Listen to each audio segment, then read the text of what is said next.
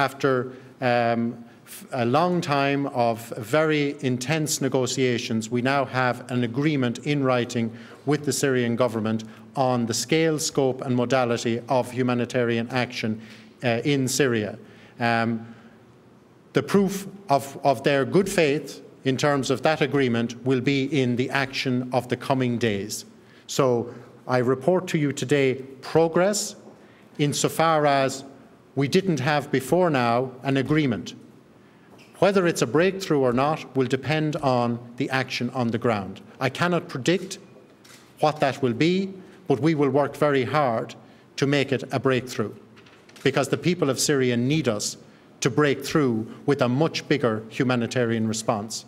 I have two questions, actually. In terms of the field presence which they're going to be opening, what sort of timetable?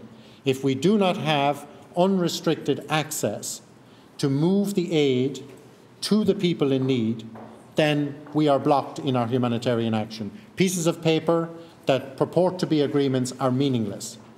But we need those pieces of papers to start with.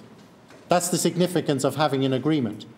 The test of the agreement now is in its implementation, and it starts with access. We could not have access. And secondly, the opposition yesterday announced that it is very significant today that the Syrian government have adopted its responsibility on the whole issue of responding to the needs, the humanitarian needs that we all agree exist.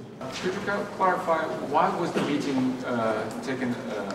There is huge empathy for the suffering of the Syrian people at this time. Unanimous empathy, and a great desire to focus and challenge all of our emotions into constructive action, away from the dynamics of conflict, away from the politics of this conflict, but in an effective way that delivers for people who have been waiting far too long for humanitarian support in far too many places.